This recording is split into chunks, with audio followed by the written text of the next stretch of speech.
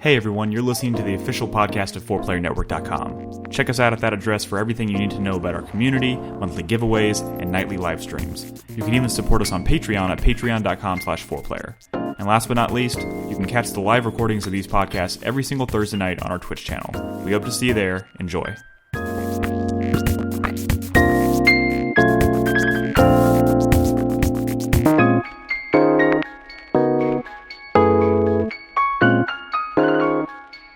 Welcome to 4Player Podcast. This is episode 659. It is October 22nd, 2020. My name is Nick Henderson, and I am joined this evening by Brad Simons. What's up?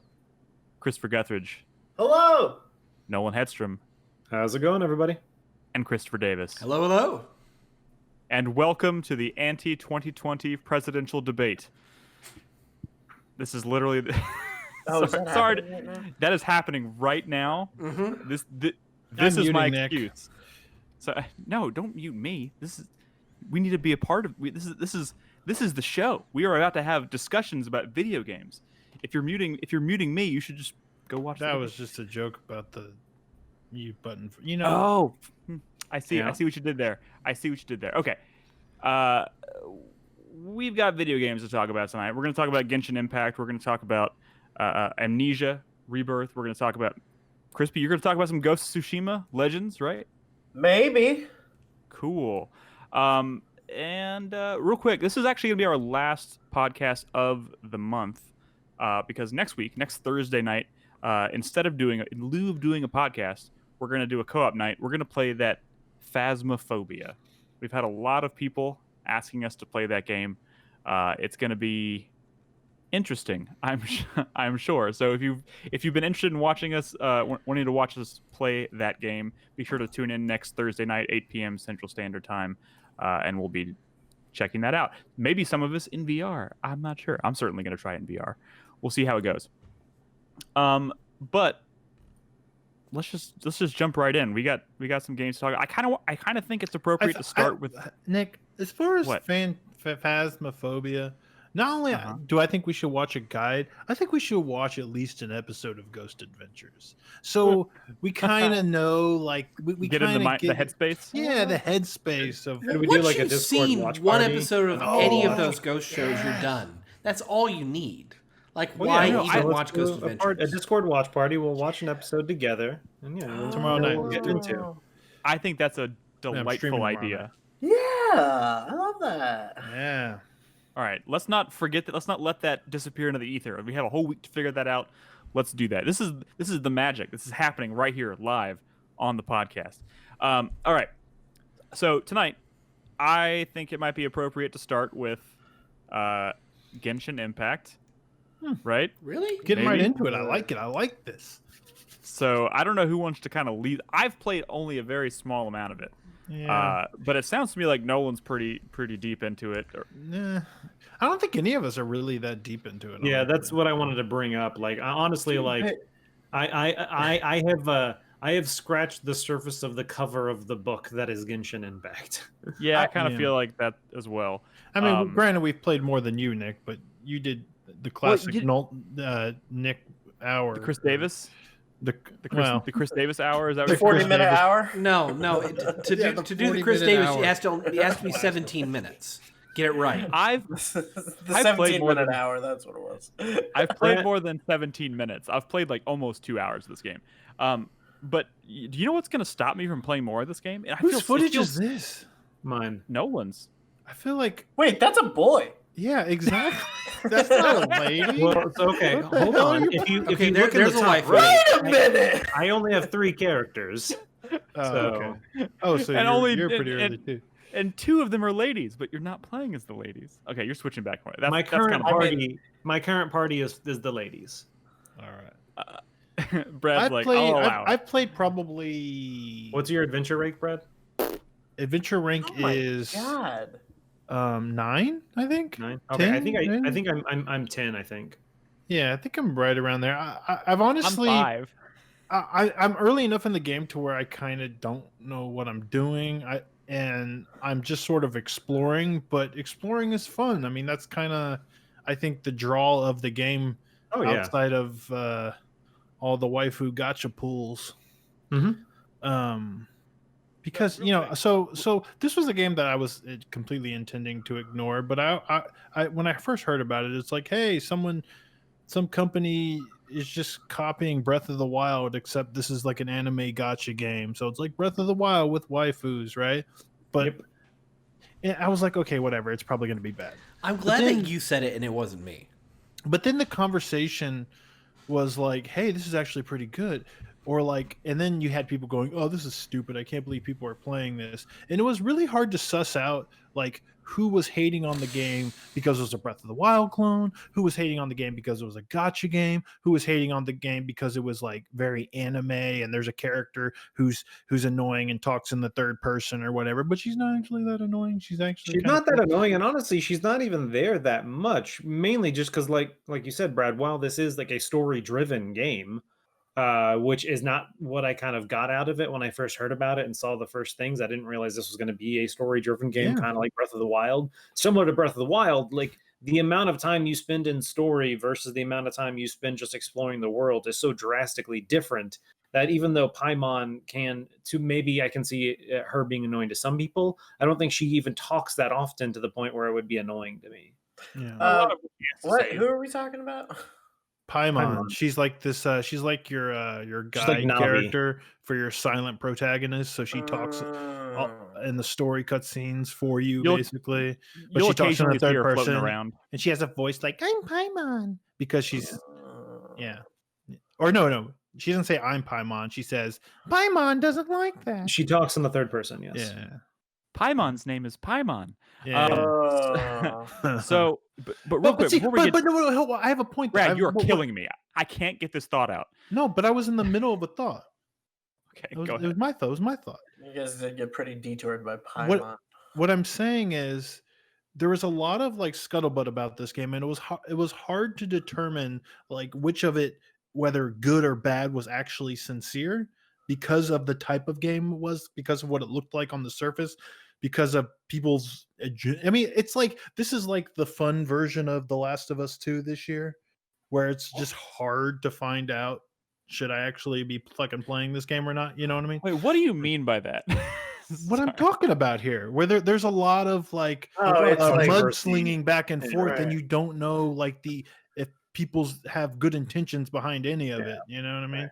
You don't know if someone's being like the game culture war. It's just you don't know if someone's poo-pooing the game because they actually don't like it, or they have like an agenda that they're trying to get, like, oh, I don't like it because it's of this style or whatever. So anime stupid, free to play stupid. Yeah. But so that's the kind of shit which kept me from playing it like initially, and I was kind of joining into like, oh, this is probably pretty lame, right? Make the fun of people who are playing it because that's what video game people do on the internet, right? But then you started seeing articles from like reputable places going, no, this is actually pretty good. People on podcasts started talking about, no, this is actually pretty good, right? And so I started watching more footage of it, and then I realized this is not only like Breath of the Wild, but it's like it's a climb on anything, see stuff in the horizon, glide to it, Breath of the Wild. The good things about Breath of the Wild are some of the strong things here as well. So that's when I finally decided to like bite the bullet and go, hey, free to play stuff aside, anime stuff aside, that's stuff I like doing in video games, so I'm going to give it a shot. I think the fact that the game is free to play should let anyone check it out. You know what I'm saying? Like, if you end up not liking it because of its free-to-play elements, like, feel free to drop it. I mean, I think when people hear the term free-to-play, there's a certain stigma that comes along with it, a certain thing that comes to mind immediately, and this is so far from what that usually, like, in my mind, like when I hear it, this is so far removed from what that is. But no, but very not just Western style free to play, but very specifically like that Japanese Asian style like mobile phone game gacha free to play of like, historically these games are trash. Sometimes they're maybe not trash, but the system behind like that's the monetization system is so fucked and grindy and random. Like, you're literally like doing random pulls to get the shit you want. No matter how much money you put into it, you're not necessarily going to get what you want to get, that sort of thing. It's gambling, right? Yeah. Right. And so yeah, of course there's a negative stigma, a negative connotation, but I don't think anyone's made one of those types of games but put this much money into making a real video game at the same time. You know what I mean? Like when I talk shit about Fire Emblem Heroes, for example, which is the free to play gacha pool Fire Emblem game that's very popular on mobile, I don't talk shit about it just because it's this free to play gacha game, but because it's like some lame bastardized version of Fire Emblem.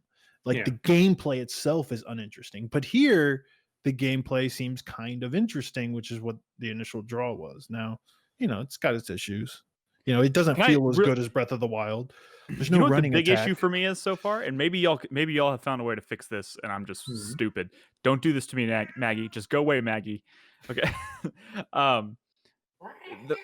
Oh God, this fucking cat is just ruining every episode for the past 3 weeks. You just can't be a podcaster anymore. Like this is your reality now. I know. You're fucking killing me. When you're playing with a controller, B and A are reversed. Oh, y'all aren't playing with a controller. B and A on an Xbox controller. That's common. B is to confirm. In Asian games, well, it used to be. It used to be, but now they're swapping. I know, like the PS5. I heard that they're swapping. They just made it official. But so the most fucked part is when you're playing with an Xbox controller, because that's never reversed. At least when you're playing with a PlayStation controller, sometimes like in Metal Gear, circle is confirm and X is cancel, right? The problem is on Xbox, it's never that way. The buttons are color coded, so like I see red and I think automatically cancel. I see green, that means go, right? But in this game, they throw the A button on the screen. It's a green A, which to me means confirm. And they throw a red B on the screen. I mean, that means cancel, but it's fucking reversed. Can you not change that? As far as I can tell, no. But maybe I need to spend some more time digging around bad. settings. It's rough, but you'll get used to it. You'll get used to it. I mean, you just do. That is literally like I'm enjoying my time with this game so far, and I feel like there's a lot of potential here to be something that I would really enjoy. But my God, I can't. Every single thing I do in this game, I have to think before I do it. Like, am I hitting in the menu cancel? I mean, not even just in a menu. Like when I walk up to something and like I want to interact with it or whatever it may be, like I always have to think about which button I need to push before I do it. Play with mouse and keyboard. It works fine with mouse and keyboard. I just assumed everybody was going to be playing with, it just seems like the kind of game that's more comfortable to play with a controller, but maybe I'll enjoy it a hell of a lot more if I let myself just do the mouse keyboard route. Or just you'll get used to it. I mean, I've played for 2 hours so far and it's still driving me crazy. Yeah, but that's like a classic 40-minute 2 hours, right? No, it's a real 2 hours. I played for an hour the other night and I played for about 45 minutes to an hour today before the show. Okay. You're killing me, man. So yeah, I mean, that's the thing. I wanted to play a lot more of this than I did, mostly because this game runs like shit on a PS4 and a PS4 Pro, I hear. So I decided to only play this on PC where it runs fine. The thing is, I don't play my PC much these days. Now, it's also on mobile, and it runs perfectly fine on mobile, on my phone at least. But the problem is, touchscreen controls. So battery power. I mean, I'm usually just playing it at home or on my lunch break, so I'm not playing it like much, and I'm usually just doing a lot of like kind of the RPG systems, like upkeep and stuff, like fucking with loot, enhancing characters, enhancing weapons. You can do a lot of the menu stuff on your phone, and then when you actually want to go exploring, do that on your computer or whatever, which I find kind of nice because I don't want to play the whole game on my fucking phone. I mean, the touchscreen controls, it works, but it's kind of lame. I wish this was on like Switch and it ran really well because I'd probably play a lot more of it, but if it's not running well on a PS4 Pro, I feel like there's no chance of it ever running. I think it's more so that it's not a poorly optimized port. Yeah, that's the thing. I mean, it runs great on my phone. Yeah, it runs well on the phone, which obviously they're going to make it run well on a phone, and it barely puts a dent in my CPU like when I'm playing this on PC. Like it's not an extremely heavy game. I think it's like I said. I think the reason it runs poorly on the PlayStation is just because they didn't spend a whole lot of time making sure it runs that well. It's pretty surprising because it's a pretty damn good looking game and there's a lot of effects going on simultaneously and stuff. Like there's long draw distance, lots of weather effects. I mean, I think it's just mainly because the textures are simple, and that makes it a lot easier to render that when you're not having to deal with like like texture and shadow, like more like depth to things. That's a lot more flat colors than you would see in a more like in a Red Dead or something like that. This is not the only Breath of the Wild clone coming out this year. There's also the Immortals Phoenix Rising, and I mean, maybe that Dynasty Warriors game is also a bootleg Breath of the Wild, right? So this is the year it's of Breath developing of the Wild. into its own little category. So the combat, it doesn't feel quite as nice as like, a well-made action game. I mean, there's some things that I feel like you'd see in a lot of action RPGs and action games, like that are missing here. Like there's no good like aerial attacks. You can only do like an attack out of a glide, which you can't do from like the standing position. Like you can't jump into a glide. So there's effectively like no good aerial attacks. There's no dashing attack, which always feels kind of shitty. Like so like when you're mission. So when you're sprinting into an attack, you just sort of like immediately stop into your default attack. That just feels wrong. But I think this game's combat succeeds on kind of the elemental system and the character switching system, because all the elements are very like reactive, and they're very like, they're triggering off each other and stuff. Like one of the earliest things is Amber. Amber's like a fire elemental character, and she uses a bow and arrow predominantly. And one of the first enemies you come across are like literally they look like the goblins from Breath of the Wild, but they hold like the wooden shields. So you can like use your fire arrows. If you charge up your arrows long enough, you can burn the shields away, which is cool. And like that's just like a really early example. Well, that's just like stuff. That is the very highest level of that. I think what Brad's getting into is when you start combining the different elements. So when you combine like electricity and ice, or electricity and fire, they react in different ways. So like you can Divinity. Overload enemies. Yeah, like Divinity. Or like you see how in the footage there's like a little like a spot of fire on the grass, right? If you switch over to your wind character and do like a big giant wind blast, like it'll propagate, or she even has a tornado, it'll turn to like a fire tornado. Cool stuff like that. I think that's one of the major components of this game that you have to learn if you want to do well in it, because especially when you start fighting more difficult enemies, that you can't just go in there and hack and slash and win. Now you can, but it'll probably take you a very long time to level up to the point that you can, or it would be a lot easier if you start combining characters that have elements that work well together. And it's not even just combining like ice and electricity. It's like if you have two electric characters, they get like a boost to their abilities.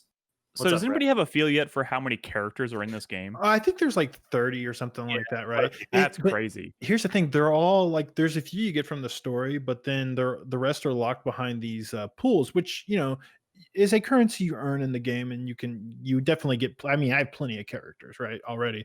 Now they're not 5-star characters, and they might not be the element that I want. Or I have one 5-star character. I just got her today.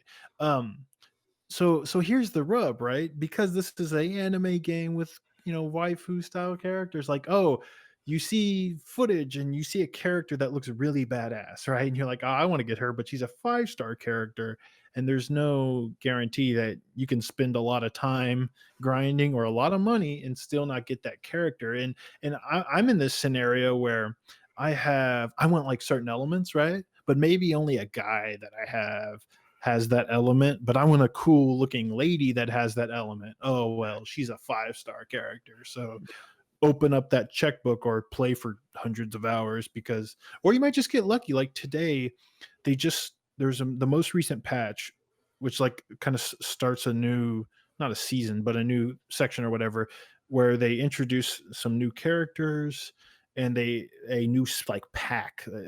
I don't know how to describe it because I don't really play these types of games, but like think of either like events or banners. But like they put out a new banners. Yeah. The way I see it, like Magic the Gathering will come up with like a new set, and there's like a new type of pack that you can get. So there's a 5-star character on that banner, which I got on my first pool. She's a little girl who runs like an airplane when you sprint.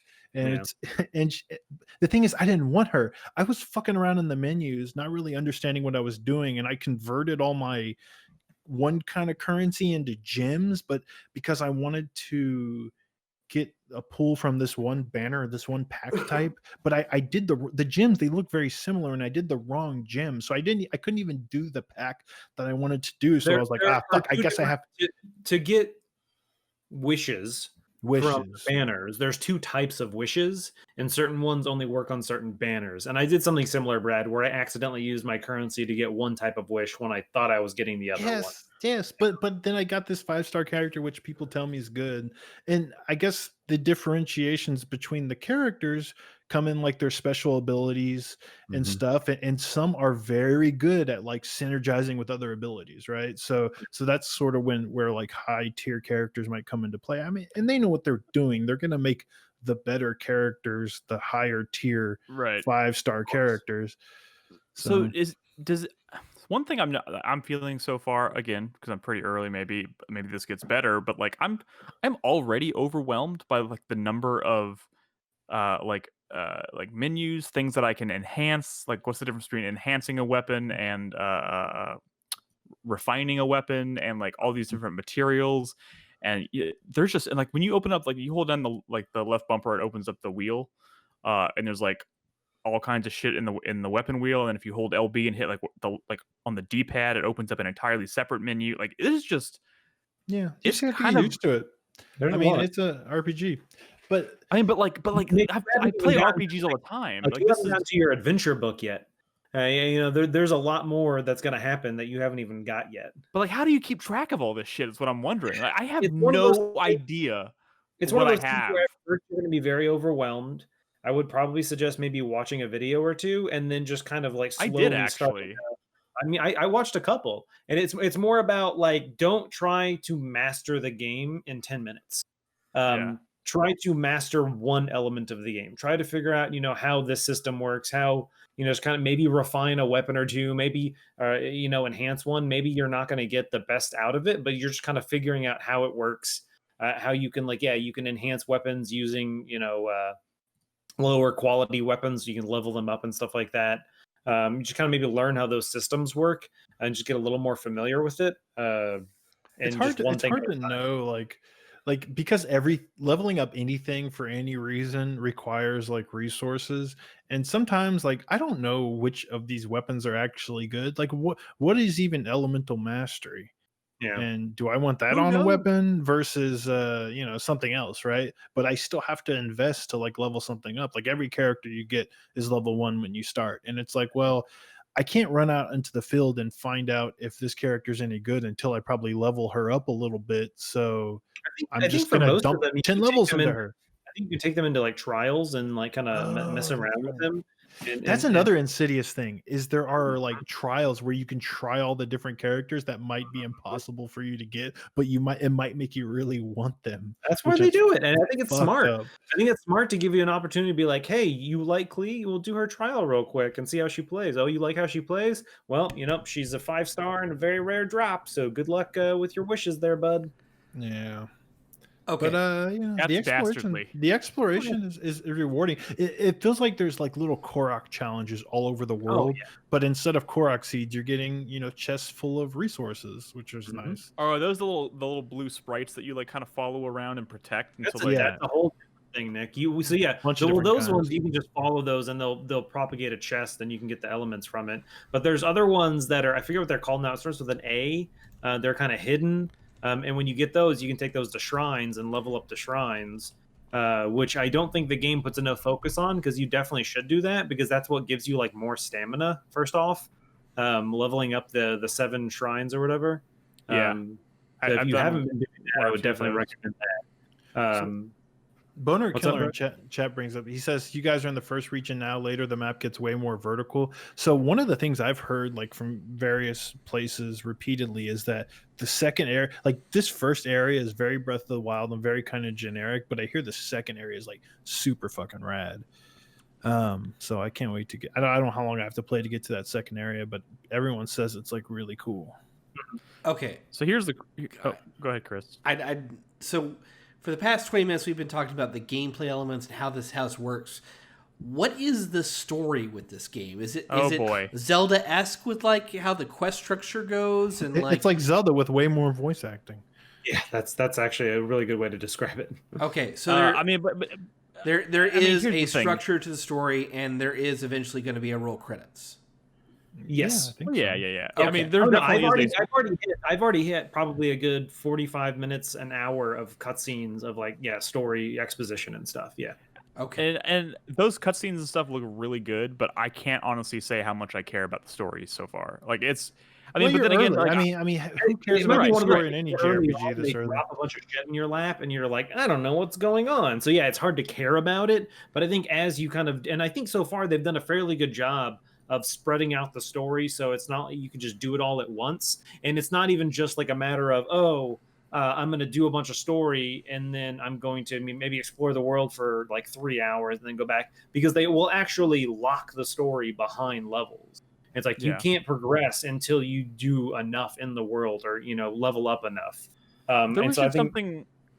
There was something about the story. I mean, because obviously, in Breath of the Wild, we have such a history with Zelda, and like that kind of made it for me. That kind of made exploring that world more special to me because I recognized things and I knew Yeah. the significance of things. I don't have any of that with this game. Everything in this game is totally original and different. And yeah, I'm not the biggest like anime fan, so like, and this is a very like anime-esque story, and which is not bad.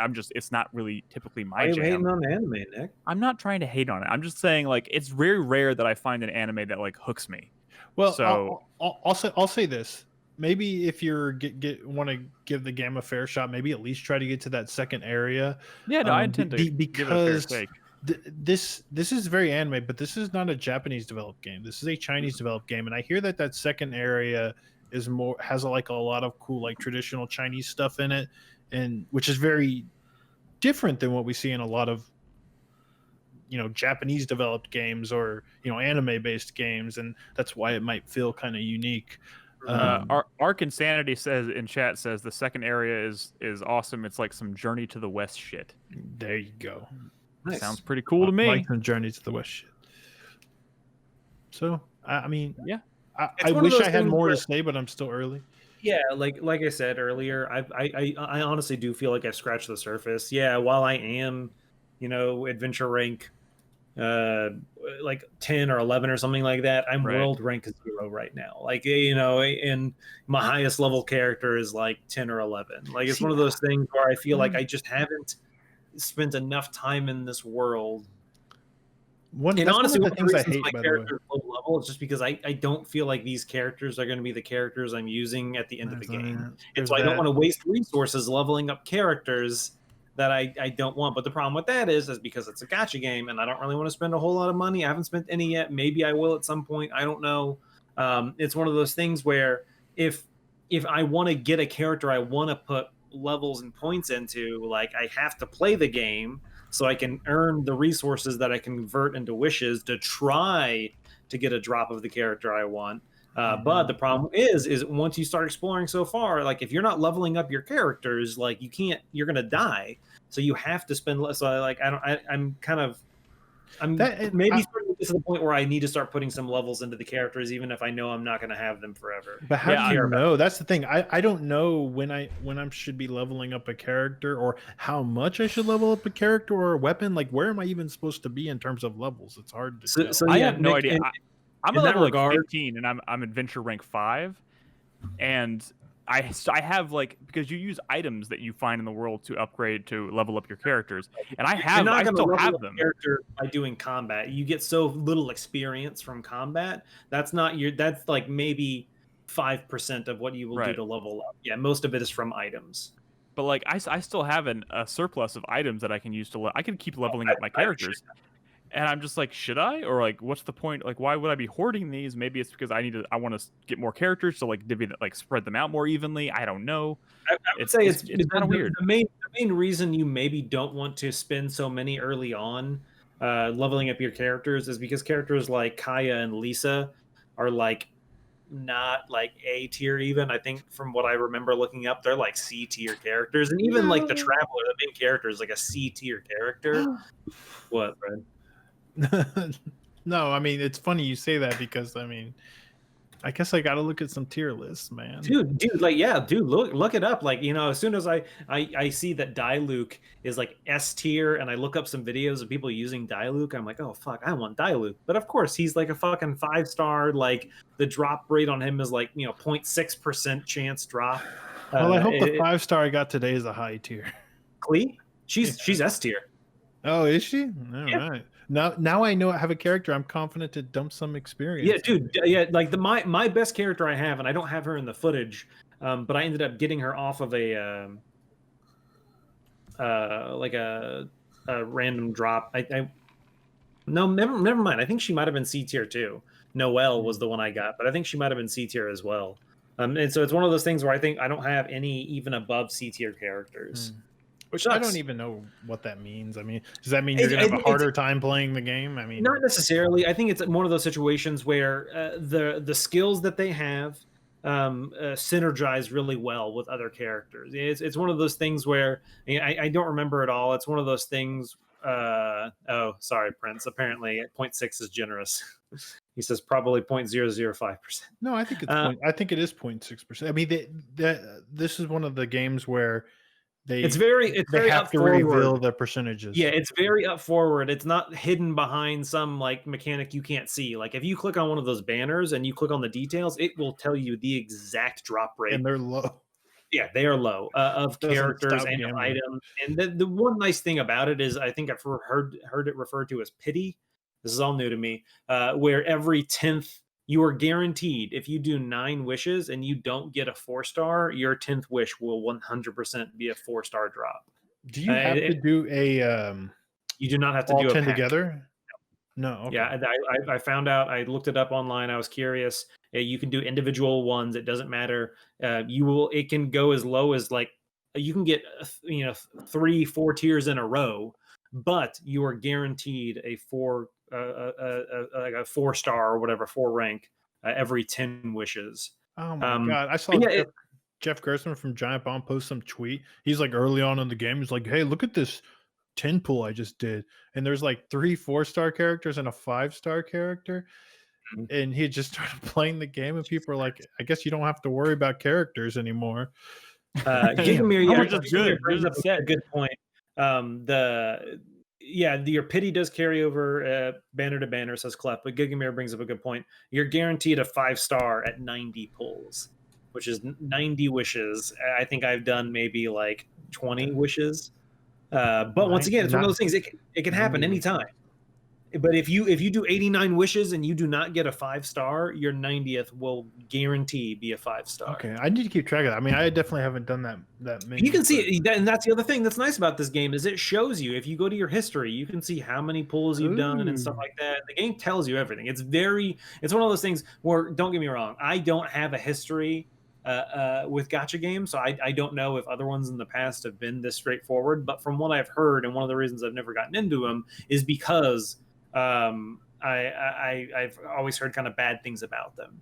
Right. But I from what I've heard, this one's pretty good. So I do hear later in the game it gets pretty predatory, but okay, it's either people are like wait for new content or keep grinding. What's up, Chris? 2 questions. Number 1, with the pulls, with these wishes, is there the worry that do they have dupes? Do we have to worry about duplicates? Oh, yeah. There's so here's the thing. Here's the thing. With dupes, it's not the end of the world because every character has a constellation. And so for some of them, you want dupes because when you get a dupe, you get a new star on that character's constellation. Which dupes are duplicates, right? Yes. Yes. Okay. Yes. Just making sure. You get a star on their constellation, which unlocks new abilities for that character. So you actually do want dupes. Is that a resource you should save up or just use right away? Use right away because you only get it from getting dupes. And it is each character has a unique resource that they use for their constellation. Oh my god! So yeah, so that's one of the things. Where Diluc is one of the all those S tier characters to get them max constellation. Fucking hundreds and hundreds of pulls to get that. Oh my god! That's why I hear about people like YouTubers spending thousands of dollars and still not getting because they are trying to max out the constellation for a character that is already rare. So yeah, I have 2 questions. What's up? Nick? Can I ask? Oh yeah, Chris Davidson did his second one. Yeah, with the main structure of this game being that you unlock characters through these wishes and weapons and weapons. Yes. Like, is there any like gated like story content behind that? Like, do I have to Not have a certain character. character to experience something? Nope. No. Okay. See, the funny You thing might is, need a certain element. yeah, but- if you want a certain element on a certain style of character. But if you notice that actually the earlier in this footage, I'm playing as Kaya right now. You're not supposed to get Kaya until you do this dungeon, but I had him before because I happened to do like a wish because I was trying to figure out how the game works, and I got him from a banner, and so I ran up to Kaya as Kaya. To start this mission. Yeah, the point was, I guess they kind of assumed maybe that early on you wouldn't have the character yet. And then if you notice, as soon as I finish this dungeon, I get like his little star for the constellation because I now have 2 Kayas. What's up, Brad? No, I was waving at the new followers. Sorry. Gotcha. So Nick, you said you had questions? 2 questions. The second one I think we can use to kind of wrap up this discussion. First question. So I can see myself getting into this game. I'm enjoying it so far, and I feel like I've learned a lot just from hearing y'all talk about it already. But like, if I told myself I was going to play this game and never spend a fucking dime, do you think I could? Okay, you definitely can. It's one of those things where if you're going to do it that way, probably don't look stuff up about the game because you're going to find out about stuff you really want that's going to be difficult to get. Is there anything you can't get if you don't, unless you spend money, or is like is it just a matter of? Well, so it's no. Hold on. There are wishes. You can earn them by playing the game because you get the primo gems. You can convert primo gems into wishes, right? For free. But if you use all your wishes and you don't unlock any new characters, well, then you don't have any new characters. So to Brad's point, the only thing that you potentially can't get is characters if you just have bad rolls. Right. But as far as the story goes, you can play, the entire length of this story from beginning to end without spending a dime. I was just kind of wondering if spending money in this game can make a difference between this being like my game of the year and being like just a game that I played like not even on my radar. You know what I mean? Like it's just something I played and kind of enjoyed versus like, oh my god, this is the best thing I've played all year. Yeah, kind of experience. There's Wait, what was that, Crispy? I said, how grindy do you like them? Yeah, and that is a point. Like when you get to the later parts, I'm sure it will get a little more grindy if you're trying to play it for free. Because yes, I've heard that when you get higher levels, like to advance your adventure rank, it is very hard to do just by playing the game. And like doing your dailies are the best way to do it. But since there's only a few dailies a day, it's one of those things where you can only advance so far every day. Prince of the Universe says, here's the thing. When the swimsuit summer edition of the characters comes out or the Halloween edition comes out, that's when the real money is spent. Question is, can I resist? Like a $5 thing that I hear a lot of people buy, which just gives you like a little bit of currency each day or some shit like that. And it does one other thing, but it's like a $5 thing you can spend, but instead of like a one-time currency, it's a reoccurring every day. I think it's only for a month though. Gotcha. So it's like you could spend $5 a month on this game and get a little bit of maybe enough currency to get like 2 10 pools that month or whatever. That's right. I mean, I think it's one of those things as well where if you want to get a specific character like the one you see on screen right here, with the red hair Diluc, who I kind of want Diluc. He seems pretty cool. These are well animated cutscenes. Oh yeah, they are. The thing is, I believe that when those banners rotate, there's usually one character who has a higher % drop rate, and so it might be one of those things where you kind of just want to wait until the character you want is on a banner before you start, because while they can get dropped from other ones, I think it's one of those things where you want to wait till they're maybe like the presented on those banners. I don't know. It's one of those things where, as of right now, I haven't spent anything. Maybe I'll spend a few bucks just because, hey, people. I'm not even saying I don't. I'm not even saying I won't spend money on it. I'm just, I don't want to open the door too wide because I feel like I have kind of an addictive, like if I start spending money and I start getting some returns, like that's why I don't gamble. Yeah, don't do Because that. if I start doing that, I'll never stop. So I just don't want to open the door too wide. My second question is, and this was kind of maybe a good question to end on. Do you think this game is going to have any impact on people's enjoyment or the reception of Immortals Phoenix Rising? Like 'cause that game game's comes gonna out bomb. It's gonna that game bomb. comes out in less than 2 months. And it is literally a game that looks to be another Breath of the Wild clone. And this is so Breath of the Wild already. Not that Mhm. I'm saying it's gonna be that's a I bad thing will say, necessarily. hold on. In that but regard, cooking in Breath of the Wild is way better than it is in this. I haven't even cooked yet. Is there a point to it? Just to get items that give you boosts in combat, like increased defense or increased attack rate for a while, or higher elemental damage. There's some pretty good stuff you can get from food, and it's not like it's not like for 30 seconds. It'll be for 10 minutes. Get this decent sized boost, and you just get it from from crafting food, and once Right. again, health is a big part, obviously, as well. And then, that's the other fucking thing. Is there are fucking characters who it's like, oh, if you cook with this character, there's a percent chance that you get like double the food drop, or an increase to the percentage of the foods benefits and stuff like Yeah. that. Yeah. Yes, that's pretty. Like, I want that character. And so. But yeah, you don't get that like fun little cooking mini game or whatever. In this, I think I did it early on. The first X number of times you cook a food, you have to do kind of like a mini game. And then as soon as you've done that, I think you don't have to do the mini game, and I think you might either use less resources or something when you're. Oh no, I think it's you can cook multiple at a time instead of when you first cook a new recipe, you have to do one at a time until you become proficient at it. And then as soon as you become proficient, you can cook as many of it as you want. Gotcha. Yeah. All right. Well, we'll revisit this, I'm sure, because this, Probably. this is like a if we get into this, it's like a I think 100-hour plus game. The problem is we are all infants trying to talk about advanced physics. Yeah. It's one of those things where like none of us are no. I'm sure there are people in chat who are like pulling out their hair because they're like, these guys are idiots, because this is all kind of new to us. But it's one of those things where you gotta learn. Yeah. Yep. I feel you. All right. Well, let's shift gears. Before I move on to my game, Crispy, you wanna give us your you've been playing a little bit of that Ghost of Tsushima Legends, right? I have. How's that going? Actually, really good. Has anybody else here even tried it?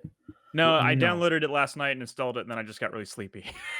Yeah. So, it is really, really fun. I've been playing it with a group of my friends online, and it's kind of split up into 3 parts, 2 of which are currently active, and then a third part that's coming later. But they have like a survival mode where you can do 4 players, where you're basically just like defending points and fighting waves on different maps. Really fun. They have a story mode. They have like a whole new like story campaign with like 12 story missions or something. Is that story Um, like kind of supernatural in nature? Oh yeah.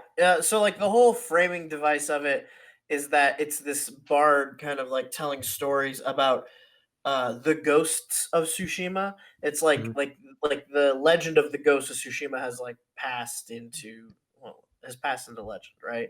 Yeah. And this guy's saying like, oh well, so everyone thinks that there was only one ghost, but there weren't. There were many. And he tells stories about these ghosts like fighting demons and ghosts and shit like that, and like monsters. That's pretty cool.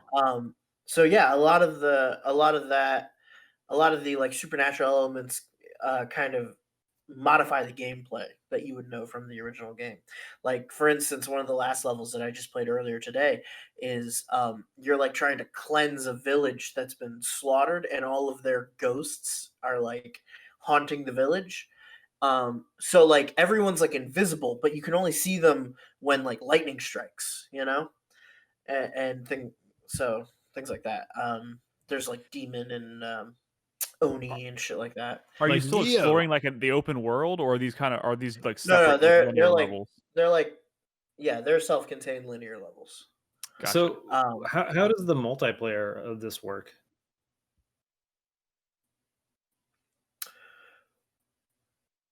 beyond what I've been saying, or Well, like how are like? Do you just it's like it's the single player, but there's just more than one of you? yeah. So they actually have 4 classes that are kind of. I mean, they're. I haven't leveled them up too much, so I don't know exactly how specialized they get. I mean, like every class can either sneak or fight. Can do a lot of the stuff that you can do from the game. Mhm. But the classes break down into samurai, assassin, hunter, and Ronin. Together. And these all play And they differently. Yeah, a little bit. So like assassins are supposed to be more geared towards stealth.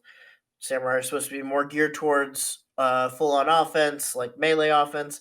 Hunters are supposed to be archers, and Ronin have like support skills, so they can like heal people and pick people up from far away. Hmm. Those abilities are kind of like secondary just to like the whole running around and fighting thing. So all the characters do kind of like control very similarly. They each get their own type of like special maneuvers, and they each get their own exclusive type of equipment that only that class can use. So, like for instance, the assassins are the only ones that can use blow darts. Ronin, I don't know what Ronin's is. Yeah, I don't remember. I've the weird thing about it is that like they introduce all 4 classes to you, and then they ask you to pick one, and you're kind of just that for a while. Hmm. So I picked assassin, and you have to like earn by leveling up your gear, by like earning new gear and leveling up your score. You earn unlocks of the other classes. So I haven't really played much with any of the others besides assassin. Mhm. But yeah, it's a lot of fun. I mean, it's think of like the mechanics you would be using in like a base storming section of the single player game, and it's like you doing that but with friends. So like you can do like these really cool things where like you're timing your assassinations to like make sure you're covering every angle at the same time. Sure. Like you'll just be out there like fucking shooting a bow and arrow at somebody. You'll notice somebody who sees you, and then all of a sudden like your buddy will just fall out of the sky and like kill them. It's like That's really awesome. cool. Yeah, you get reminds so me of many, like it reminds me of like playing like loosely reminds me of like playing like Rainbow Six like terrorist hunt and stuff. Like Yeah. like both buddies and just like coordinating and stuff and coming up with elaborate plans. Like that shit's still really cool. Yeah, But it's did a you say lot there of were fun. 3? Are there 3 components of this So So the third, so there's the 4-player wave, like just horde mode right. thing.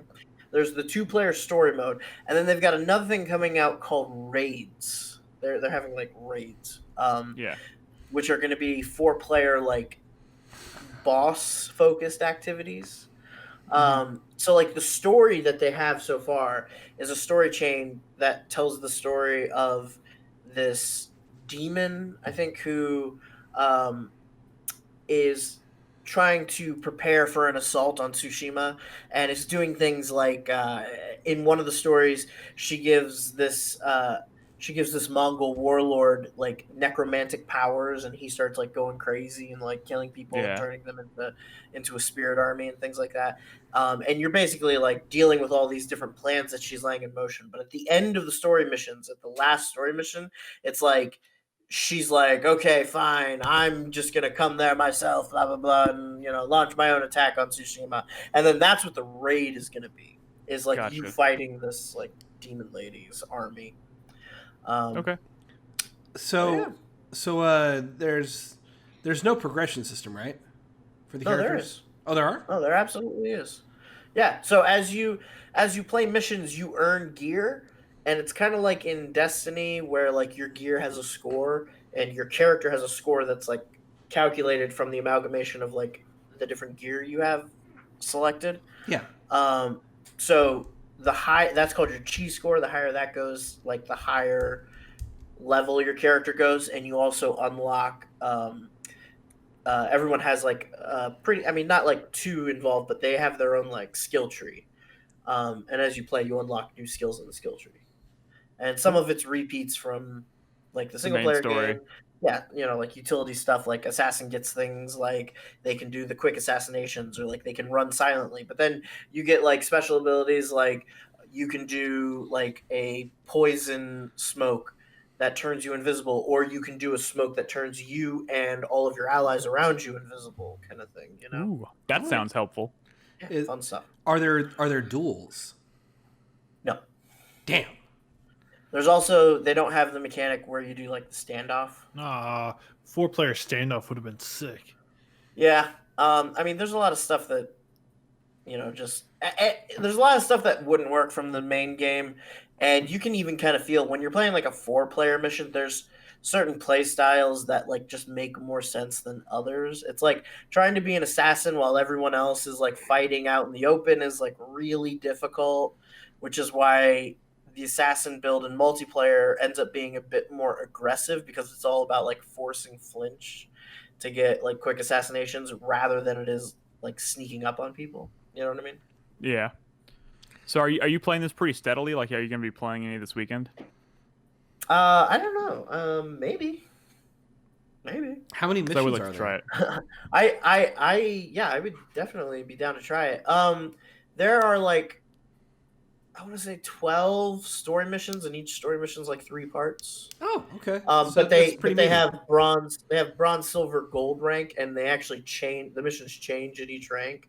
So I've only done the bronze rank version of each of them. I don't know how they rearrange objectives and enemies at the higher ranks. Okay. And then you've got the horde mode, which is like, you know, they have a rotation of like 8 maps or something that you can do horde objectives on. That's pretty meaty for a free update.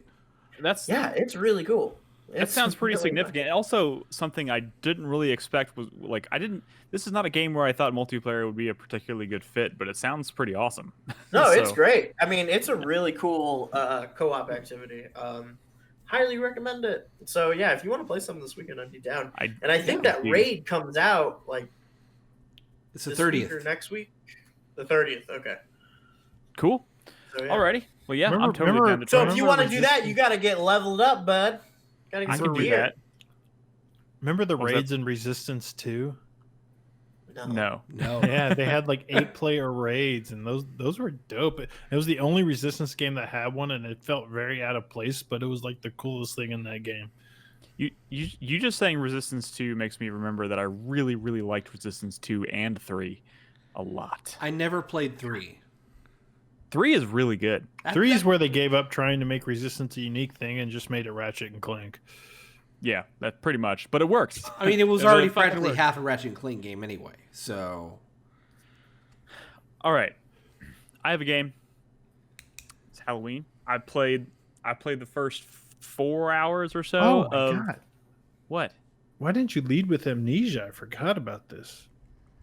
Because I'm the only one who's going to be talking about it. I wanted to start with the thing that we've kind of all been playing. We're right? pretty far into the recording.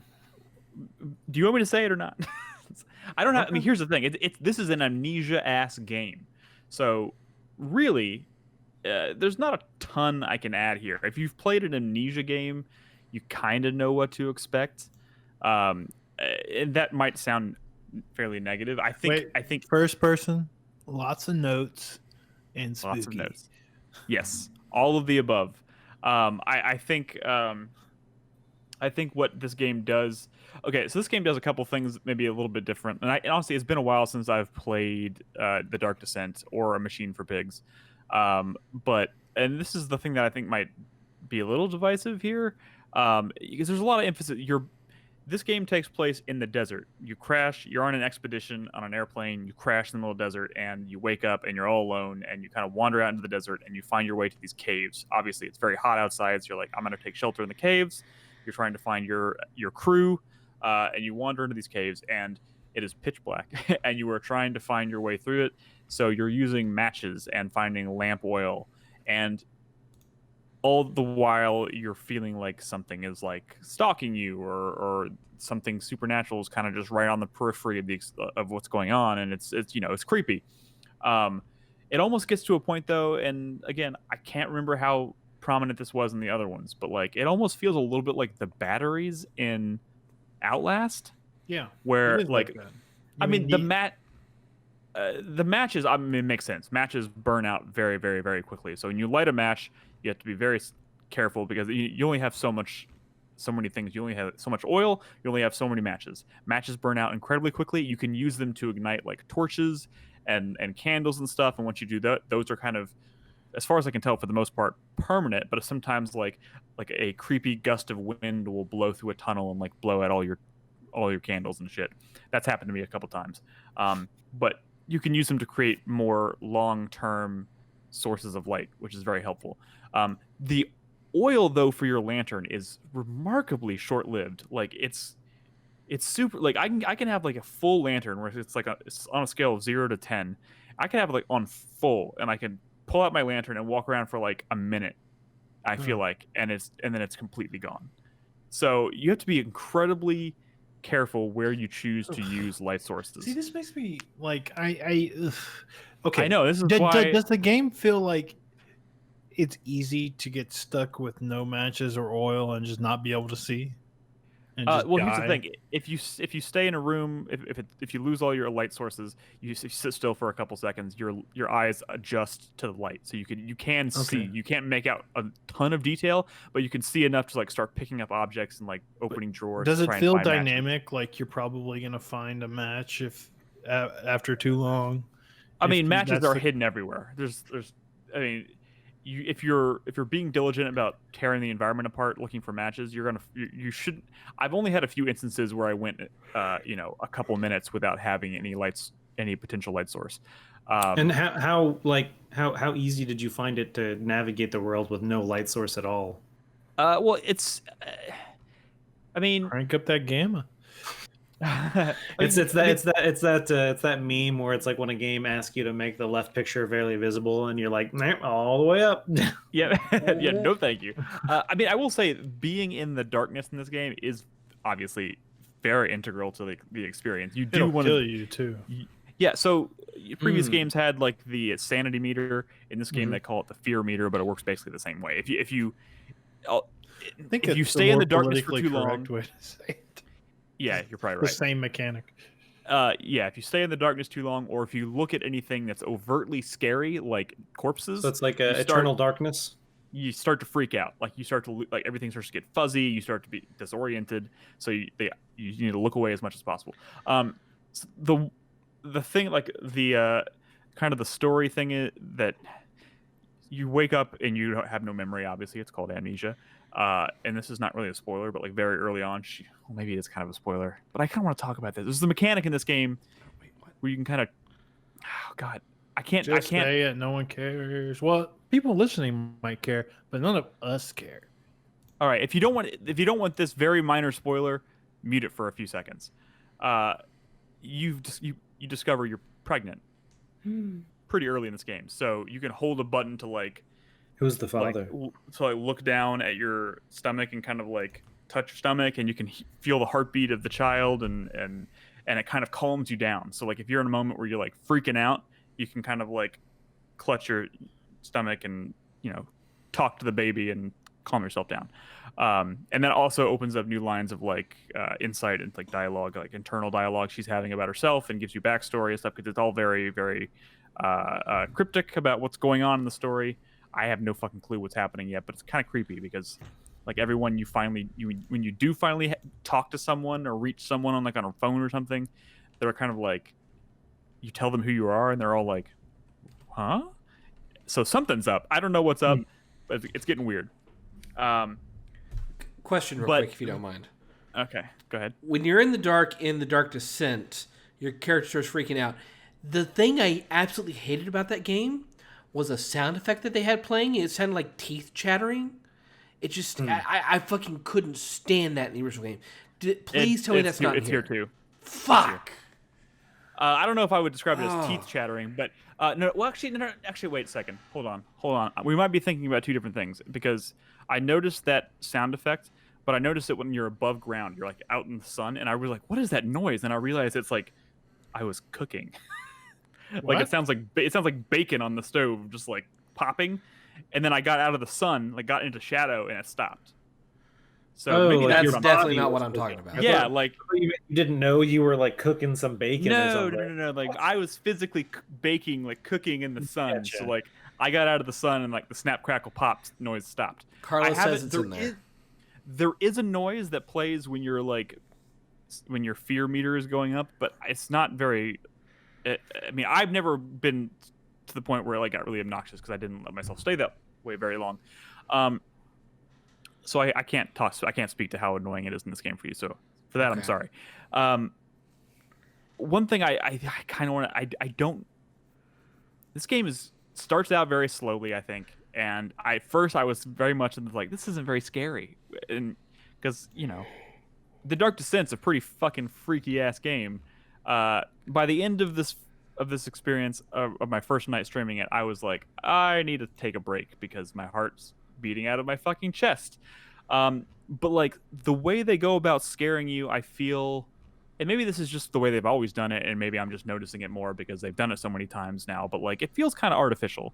Like I don't know how much danger I'm ever actually in because the Outlast thing. Well, I mean, where you could be chased, but every time you get caught, they just like grab you and throw you on the ground in the opposite direction, so you can't ever get cornered.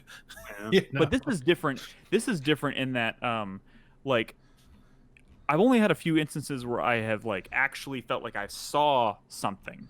They do this thing where like you always get this feeling like you're seeing something out of the peripheral, or like something move out of the corner, and you turn and look and it's gone, or you turn and you look and you see something like skittering into a hole in the wall and you're like, what the fuck was that? But like I have not yet, and you always kind of feel like there's been a few times where I felt like something was walking up behind me and I turn around and nothing's there.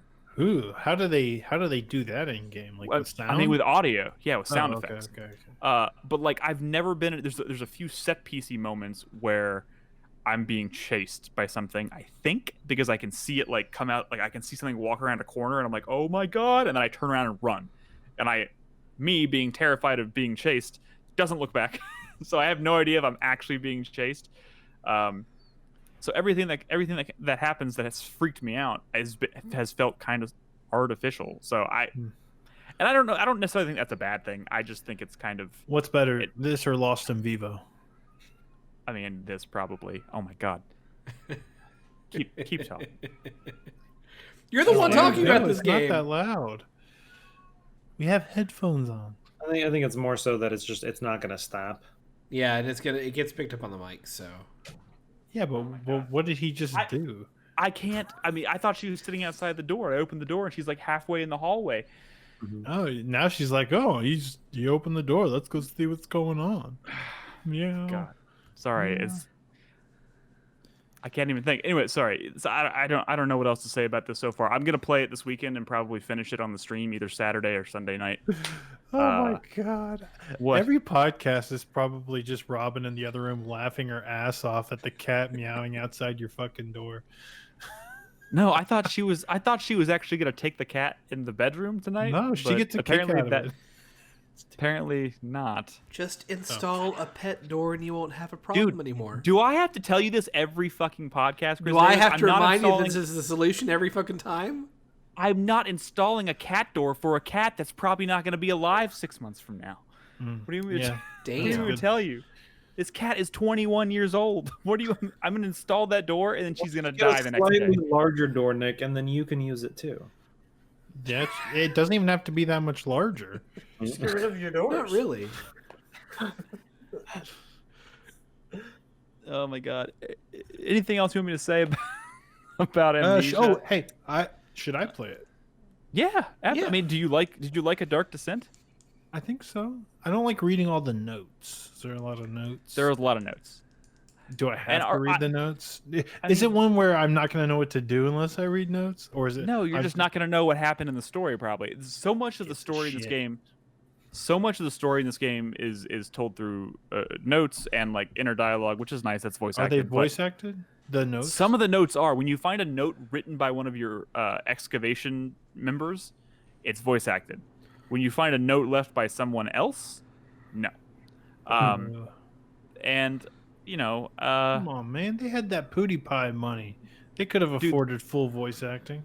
I will say this: the setting they chose for this game has been pretty unique, and there's been some really cool like puzzles and kind of like set pieces and stuff. Like you're in this like you find this kind of abandoned fort out in the middle of the desert, and you're exploring. That's kind of what I'm exploring in this footage here, and you're trying to figure out how to get up to the second floor, and it involves like actually finding items of certain weights and moving them around, and like using it to create like creating a pulley system so you can pull the broken elevator up.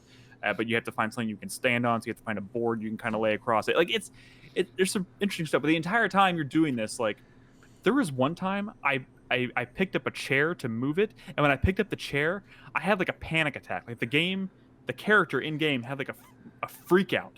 Like the screen got all like shaky and stuff, and like there's just really loud noise. And I turned around because I thought something had like grabbed me in the game, and there was nothing there. So like it's keeping me on my toes.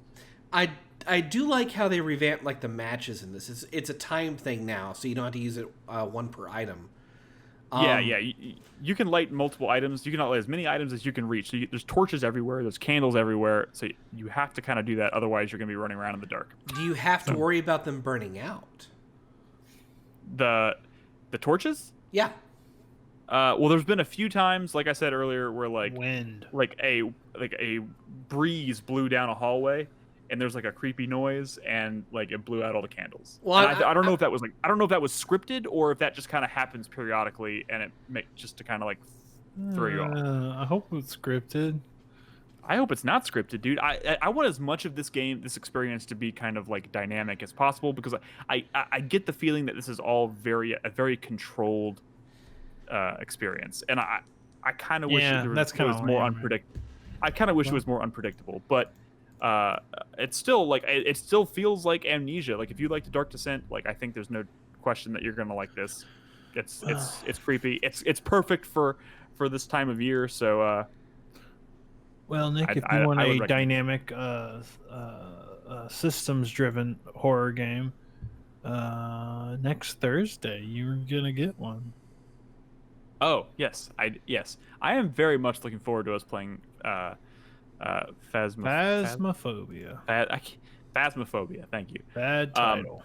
I'm also on Tuesday going to be playing Under, finally, which is that like PT game on a sinking ship. I hope that's good. It could be a hot mess, but we'll see. What was that PT clone that you were hyped for that we played years ago? Like it was a PT clone. Visage. Yeah. Visage. I'm still waiting for that to come out of early access. Is that done yet? Like how far along are they? They are they have the game is like done, but they are putting in like polish and stuff, so it's not like the 1.0 is not ready yet. I'm waiting for 1.0, but they have all the chapters that are out there that are playable up there. You can like play the whole game probably just without some of the final polish on it. Okay. As far as I understand it. But yeah, I'm waiting for that to drop out of 1.0, and then I'm going to play it.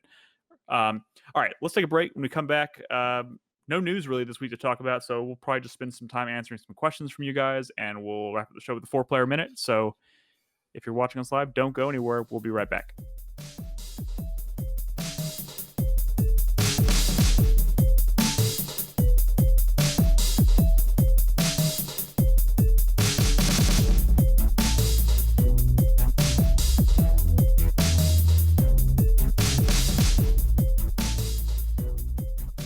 I'm ready. Welcome back to the show, everybody. I seem to have caught Nolan off guard there. I realized last segment, I forgot I kind of wanted to mention Mortal Shell again, just because I played it over. We had a long discussion last week about length of that game, and I remember saying last week that I was like, I don't see how I could finish this game in less than like 30 hours. Did you? I finished it in 15. There you go. 14 and a half, 15 hours, somewhere around there. You said it was like 13. I mean, it did sneak up on me. No. I mean, it was like 14 hours. I don't remember exactly. 14 hours, 14 and a half, somewhere around there. The point is, that game did sneak up on me, but I feel like it was kind of this perfect like bite-sized Souls experience, because it's very solid, like rock solid game all the way around, and it has that like Dark Souls magic. Chris Davis isn't gonna like it very much, but it has that Dark Souls magic. But yeah, at some point that game started snowballing for me, And maybe it's because I got a lot better at the combat really quickly, or what. But I found all 4 of the shells like fairly quick, like in very quick succession. And then all of a sudden, I was like hitting these. There's 3 dungeons in the game that you have to complete and fight 3 of the bosses, and that gives you the ability to go fight the final boss. And I kind of beat those in quick succession as well. So I don't know. I just wanted to mention it again because I still think it is one of the better games I've played this year. But it is very different. It's not going for the fucking like 50-hour like epic that like most Souls type games are going for. So I still highly recommend it. It's cool. There's actually an update that came out today that kind of makes me regret having finished it already, because now it has like a photo mode. It has like these cool like shell skins that like you can customize the look of your characters to make them like gold and red and shit. Pretty cool. But I didn't really get to benefit from any of that, unfortunately. But I still highly recommend it because that game is fucking awesome. Good to know. Were there any other games that y'all wanted to quickly mention before we answer some questions? I finished Star Wars Squadrons. That story is pretty shit. Ooh. Oh, nice. Like that's a story that has no consequence, nothing fucking matters, and everyone wins. Man, what like Chris I Davis thought EA pulled Motives a hard left turn on. I thought their work on Squadron. like Battlefront 2 was predictable and mediocre. This is somehow worse. I don't understand. Crispy, it. didn't you finish the story? No. Oh, well, never mind then. Well, trust me, Oh. it's not the only point of this game to me is experiencing just the missions. That's it. The story, it's terrible. Like, I'm not certain they actually had writers, to figure out the actual story structure. Maybe I they don't should know, have Chris hired Davis. a couple. Chris Davis, you're the same. This is the same person who hates Dark Souls for its story. No, I hate how Dark Souls' story is told. That's a whole different thing. You mean you don't like watching VatiVidya videos? Yeah, I don't want to watch an 8-hour lecture series on YouTube to figure out the story of Dark Souls. But this, there is a story, it is told, and it's a bad story. All right, fair enough. That being said, Now, should I? it's Fun clear game. that they are setting up for like a fucking sequel with this. I'm not certain. You think we're going to get a sequel for this? I get the distinct impression that we're not going to get a sequel. I would want to play a sequel. I wouldn't want to experience the story of a sequel. Put it that way. That being said, the game is an absolute blast to play in VR. I love playing the game in VR. It is pretty cool. It is pretty cool. Well, anybody else? Anybody else have any last minute games to throw in here? Played some more Mario Galaxy with Bernadette. Pretty good game, right? Still a good game. I've been kind of popping in and out of Grand Theft Auto 5 online. Oh, online. Yeah, playing a little bit of that. Having some good times. But my Switch says I've played at least 80 hours of Hades. I've not played that much Hades. Brad trying to game shame Nolan and I and Crispy, but Crispy didn't respond to him, which was probably Wait, what the did I smart do? move. Not game You shame. didn't play Hades. I was No. We I'm didn't not like Hades enough. didn't for play Brad. Hades. You're right. No, it's just Right. funny because like every single person on the planet is just like falling head over heels in love with I don't the think thing. that's a fact at all, Brad. Except the only people I talk to on this podcast who like Hades. Sure. I know. What did I do? You didn't like Hades enough. My 8 hours in Hades is piddling. Is too. Well, Brad has basically- literally paid 10 times as much. You haven't even begun to grasp what Hades is. No one has to play 80 hours of Hades. Hades. I just want y'all to get to the point where y'all start finishing Hades because the game does something that's cool, and I like to talk about it with the people I talk to about video games with. All right, fine, Brad. I'll finish it before next week. Credits? Happy now? I'm There you happy, go. yeah. That makes me happy. Skyrim shaming. Skyrim shaming. What? Oh, just Moving on. it's a story I can tell do- for another time. Do we? That's what I'm saying. Play more Hades. Play more Hades. There we go. Let's answer some questions. We don't have a lot to talk about in this segment, so let's just jump right into some questions. I was playing Hades before the podcast started. I will have you See know. that. I will have you know. There you go. Go ahead. I was Suck it, playing Brad. Genshin Impact before the podcast started. So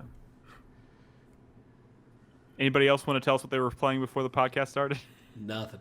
Chris Davis was playing Tuck the Shirt In. No. I was playing Hades. Thank you, Brad.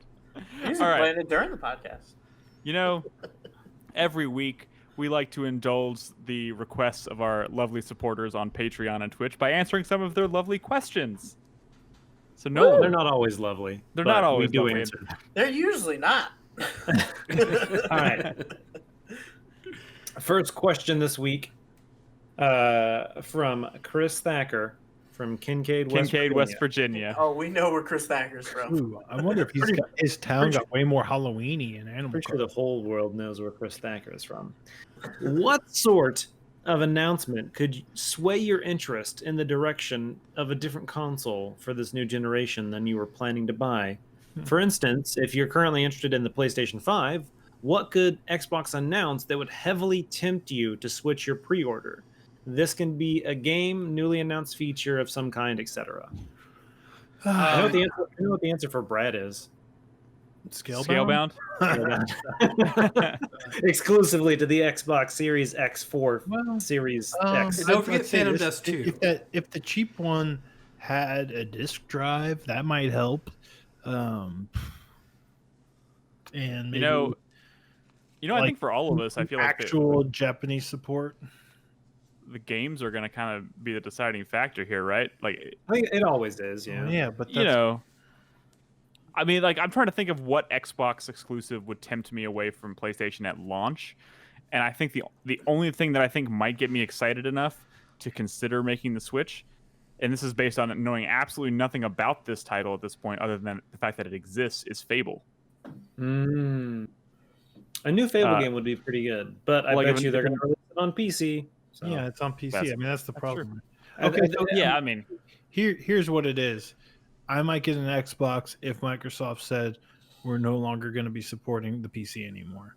Exactly. Which doesn't If that happened, which it's not going to, yes, I would definitely get an Xbox. But since every Xbox game comes to PC and most of them are included in Game Pass, like, well, there's no point. Right. There's no point in me getting another device that I have to hook up and power up and worry about when my PC is already as powerful as an Xbox Series X, and I'm planning on building a new PC in the next year, which will be way more powerful than a Series X. You know what would do it for me is if the Xbox Series X came bundled with an NVIDIA GeForce 30 series graphics card for my PC. I mean, yeah, honestly, I might jump on that too. For What the fuck, $4.99, fucking sure, yeah, everyone would. What but the fuck? What the shit? You'll get one, Nick. You'll get one. Don't worry. it'll be next year. Yeah, not necessarily. What's really frustrating about this whole situation is that NVIDIA is tweeting about this thing like it's amazing, like nothing's wrong. They're just throwing it in people's faces, like they're just.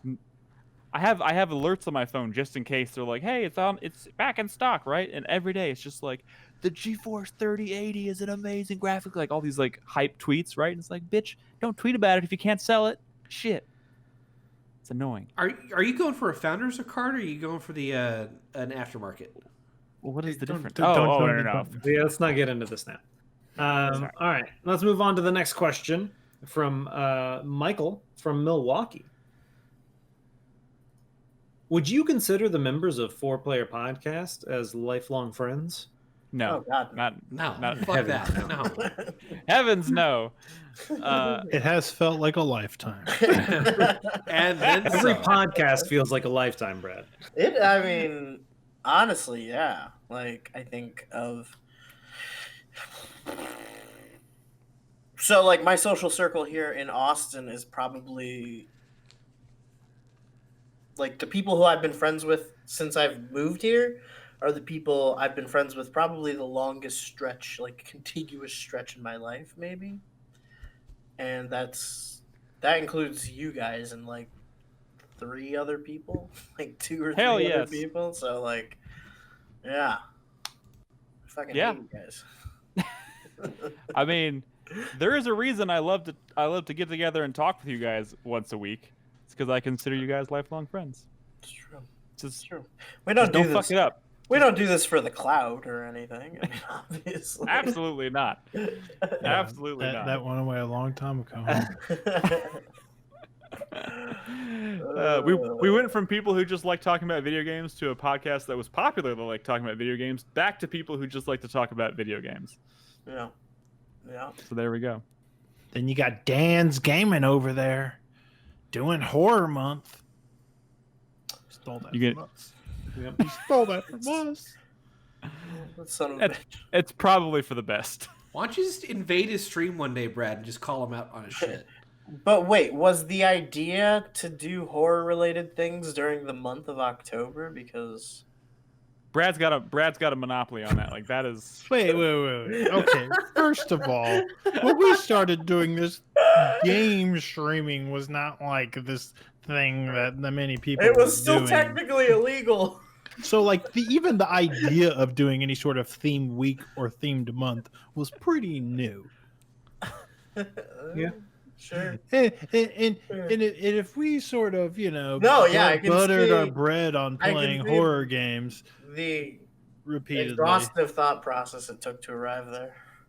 We should have trademarked playing horror games during October. Can we do that? Is that? I think the ship has sailed. Yeah. Guys should have got a trademark on streaming. All right. Yeah. Oh my God, let's we'd be move on rich. to the next question from Mr. Green Toast. I know that guy. Would you rather have all of your favorite films be directed by Uwe Boll, or have all of your favorite games directed by David Cage? David Cage. Yeah. Uwe Boll doesn't make anything movies. good movies. And like David Cage, I mean, look, it's easy to make fun of David Cage. He is better at directing video games, I guess. David Cage's than Uwe work Boll is is still trying better to than do. Uwe Boll's best. Yeah. And what does that even mean? No, I mean, My favorite like- films go away. It like David Cage is just I'm A trying to think of the woefully- best Uwe Boll movie. he's a woefully arrogant and disconnected writer, but he's still kind of a writer. Uwe Boll is like a tax scammer. Like he's not like Literally is a making tax scammer. movies. He does what he does to get money from the German government. Like Yep. like he's not. He doesn't care. I mean, is House of the Dead his best movie? He did House of the Dead. Yeah. All I ever think about when I think of Uwe Boll now is that he made a movie, a Far Cry movie, and I watched think the trailer David for it Cage once. is a hack, but Uwe Boll's actually like a scammer. Also, Yeah. like with David Cage, there are scenarios to where I would want to see how David Cage would handle it.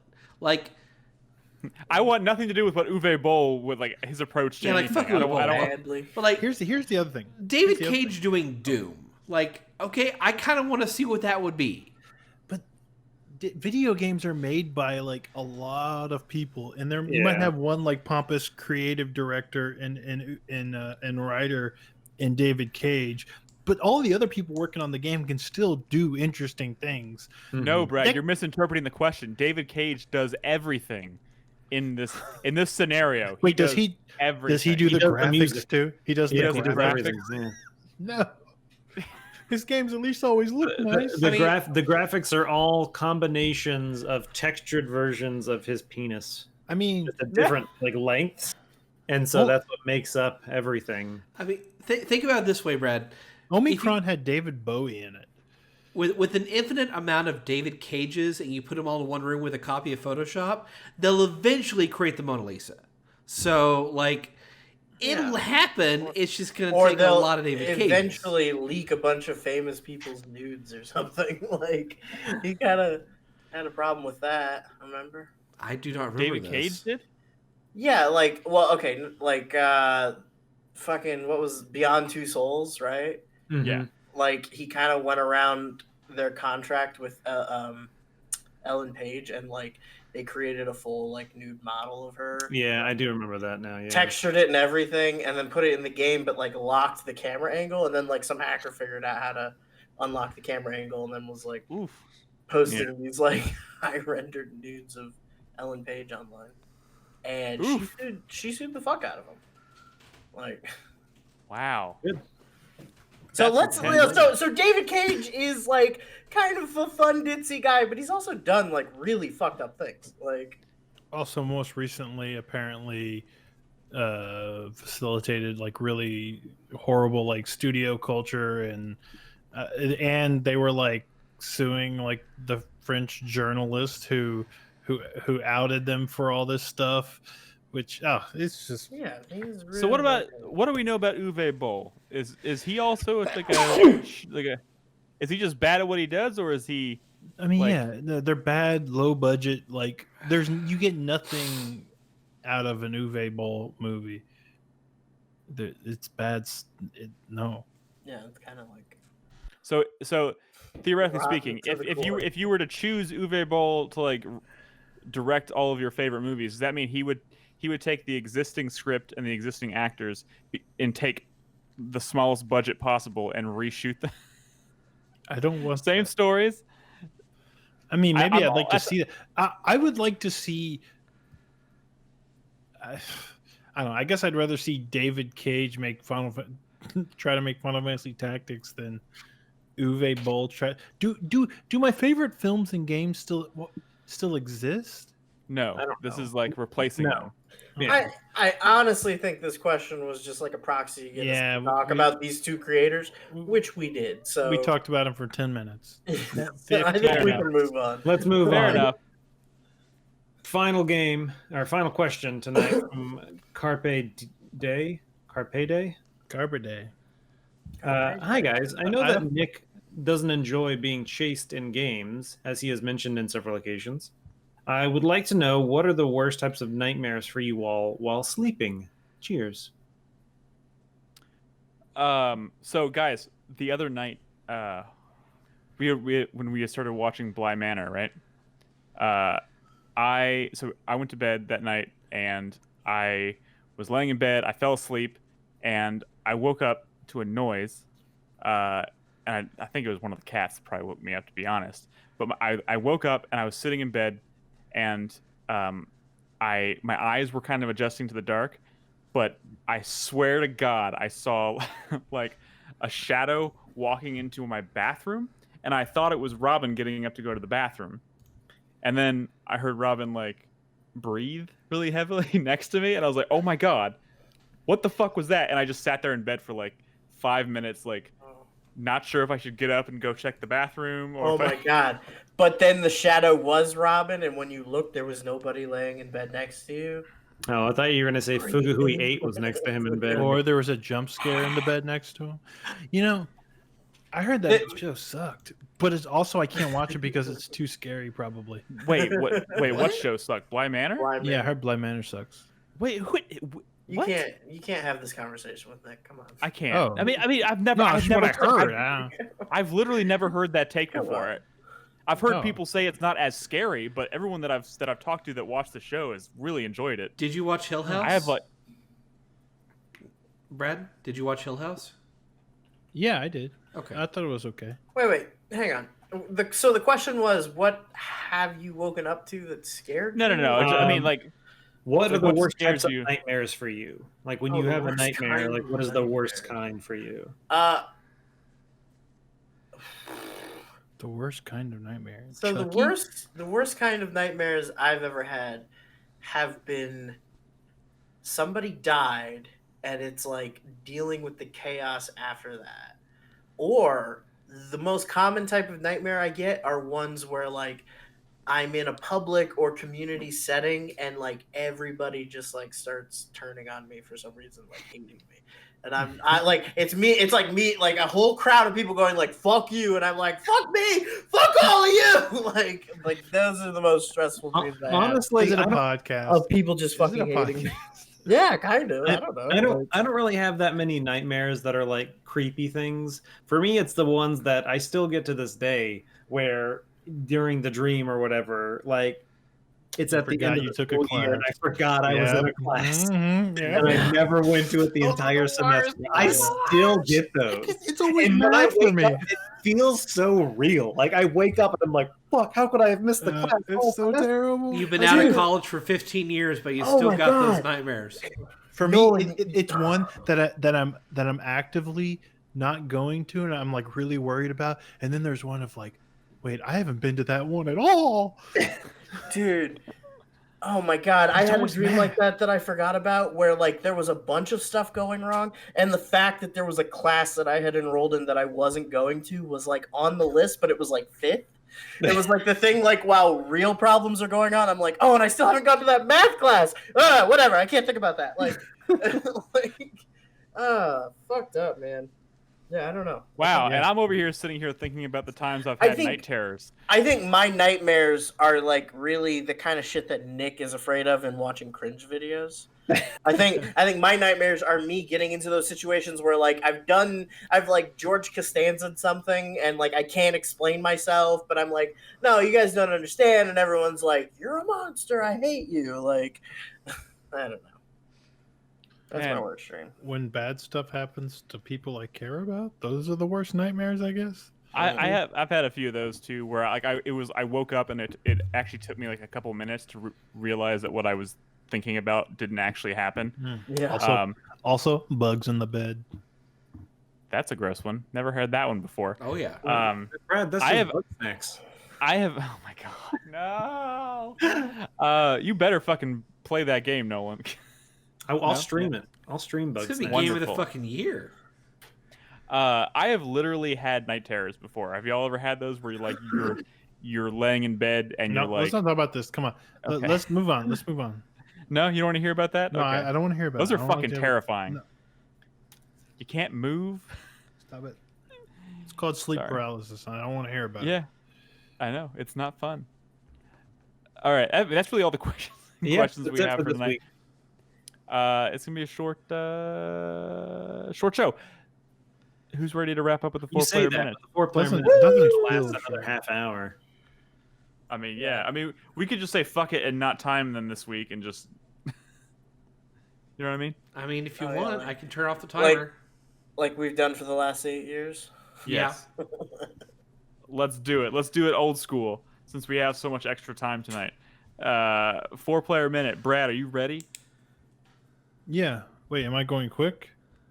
No, we're doing it old school. You really got No timer. Stretch it out. Oh, well. Yes. I don't have As long much to as say. you can possibly do it. I don't have much to say. Okay, I'll start. My hype for this week is, I don't know, Halloween. You know, I've had, this is my 4th Halloween with Henry, and 2 of them so far. We haven't been able to go trick-or-treating because of weather. Dude. We went last year and it was okay, but this year we're not going to be able to go trick-or-treating again, I don't think. On And Saturday, Halloween. it's a real bummer, but we're going to do some stuff anyways. You know, we got a ghost pinata. We're going to fill it with candy. It's going to be exciting. We got all kinds of awesome decorations. I'm just stoked about Halloween. And Henry he's an incredible. He's got a costume, an Incredibles costume. He picked it out himself. Pretty stoked. I'm not going to be anything though. Maybe I'll get an Incredibles t-shirt. I don't know. My sweat is for my game time because, you know, I just keep playing Hades, and I don't know if it's because I'd rather be playing Hades or if it's just because it's the thing that is easy for me. You know, it's on my Switch, it's in front of me, and I like Hades, man. And it's designed to keep being played. And, you know, I kind of want to play 13 Sentinels and other stuff, but Hades is right there. And I'm worried, man. You know, it's already almost November. I'm worried I'm going to get a PS5 and I'm still going to be playing Hades. That's what I'm worried about. My thank you goes to the Gacha gods. for for blessing me with a 5-star on a single pull on a new banner. I got Klee, which means all my future pulls are going to be that lucky. So I might as well just dump a bunch of money into the game. I'm pretty sure that means you got your best pull first, and you're never gonna get another one again. Oh man, yeah, I don't know. Thanks, dude. I was doing all these wishes earlier, and it was like 3-star, 3-star, 3-star, 3-star, 3-star, and on the 10th one, character 4-star weapon. Like, I haven't gotten any 4-star weapons. I've gotten one. But yeah, I don't know. Thanks. Again, I thought I was going to be in a hurry. And my fuck you for this week goes to Konami. They've officially confirmed that the PT content is not going to be coming to PS5 in any form. You're not going to be able to re-download it or play it on your PS5. So you got to keep your PT machine? Dude, at this point, I'm surprised they're not like packaging and selling that shit at this point. They don't call it a game or a demo. They call it, or a teaser, they call it content. Yep. It's not content for game. What? Look, maybe it's a Japanese business thing. I don't know, but I think they see the cancellation of that game as like some sort of failure, and that PT is just a reminder. Hideo Kojima thing, right? His name was attached to it. So they don't want to be reminded of that. Also, maybe it's the Yakuza telling them not to. I don't know. It's such a weird thing because no one can just buy Konami because you can only buy parts of Konami or IP from Konami. Microsoft can't just buy Konami because then they're buying health clubs in Japan. What does that even mean? They're going to buy fucking pachinko parlors. That's where they make all their money. They could sell it off. They're not a video game company anymore. All they need to do is buy the IPs and then just sell off the rest of the company, and they can make money. But the thing is, I think Konami makes money on their pachinko machines by branding them with their classic IP. Exactly. The fact that Konami can put that crap on their pachinko machines makes them more money. So they don't want to sell those IPs because then they can't put those on their machines anymore. Yeah, dude. If I'm gonna go to a pachinko parlor in Japan, I'm gonna play the cool Metal Gear one, not the fucking random one that has goats on it or whatever. I don't know. Goats? Probably cats. Cats, yeah. Yeah. So I don't know. I mean, I would say in that regard, Microsoft doesn't care about any of their shit outside of the US. I mean, I just constantly hear shit about like Microsoft Brazil being like one of the worst things in the world. Yeah. I don't know if y'all heard about that shit lately with their host or whatever. Yeah, that female host that was getting like threats of like rape and stuff, and like people, like people being real shitty at her, like, oh, you don't even like games and you're just like a poser. And she approached Microsoft Brazil HR and was like, I'm getting all these threats, and they're like, don't worry about it, we'll take care of you. By the way, you no longer work for Microsoft Brazil. Their solution to her getting threats was firing her. What the fuck? Yeah. Well, damn. Yeah. Also, fuck you to Riot Games. I heard some crazy League of Legends thing on another podcast, and it just sounds like the most absurd thing I've ever Riot heard. Riot has had some serious problems for like years now. What I heard, they're fucking nuts. Is they created a new. This is what I heard. They created a new hero, and that hero is an influencer or is a YouTuber or something, an influencer who is a character that actually goes on social media to be her character. I think it's a her, and has like struggles with like mental illness, but it's a made up character. This is like a made up character, and they're sending like fake tweets about mental struggles and stuff, and yikes. Interesting. Yeah. The fuck? Yeah. All right. My 4-player minute starts now. My hype is for the Red Lantern. Especially because the dogs don't die. So I'm excited to play that. Hopefully I'll get a chance to play some of it this weekend. My sweat is Genshin Impact. I've started playing that, and I know I'm kind of nowhere near what I need to be. I think my next step, especially just because I'm going to be busy the next like week playing the Red Lantern and That's other things. Scary language, though, Nolan. What? I'm not where I need to be in this gambling game. Well, no. So it's more about like there's certain like I'm not at AR 12, and I think you need to hit 12 before you can even start doing dailies. Gotcha. And I kind of want to get to the point where I can at least start doing dailies, just so I can play it for a little bit every day. Otherwise, you just kind of aren't making progress. Does that make sense? I think it's one of those things where the quicker you can get to that, it's less of a big deal, because every day I'm not playing it, I'm losing out on like primo gems I don't know. I could I be converting didn't into wishes. I didn't play it for a week, and I logged back on, and I got so much free shit. I was Well, like, that's just because you're still early, and like they did yesterday, they did server maintenance, and so as long as you were above like AR5, they gave you a bunch of shit for free, just as like a hey, apologies. Gotcha. But yeah, my sweat. I have not played 1 minute of Fall Guys Season 2. Mainly because since Fall Guys Season 2 came out, my PS4 hasn't even been hooked up. Just because I was moving stuff around and kind of doing some rearrangement and stuff, and so I just haven't had a chance to play it yet. I still would like to, just because I know the content was pretty interesting, but also I know a lot of people have been saying, less and less people have been playing that. I don't actually know how many people have. I don't know if they released those stats or anything, but yeah, Among Us definitely took a huge portion of their audience. Right? It's so sad. Is the worst timing for them. Just that they blew up like fucking crazy, and all of a sudden a game that was 2 years old just crept up and took everything away from them. I've been watching Among Us on YouTube. Like, people play Among Us on YouTube, and I only played it that one time, but it's pretty entertaining. Yeah, I've been wanting to play more with the community. It's just I haven't honestly been playing that much. But yeah, maybe sometime in the next week or two we'll play some. And then my fuck you is going to go to Brad. Fuck you. I'm going to play Hades this week. Motherfucker. Right. Dude, I like that game. Don't give me shit just because I don't have as many hours to play it, because I don't have it on my Switch. So it's not about the hours.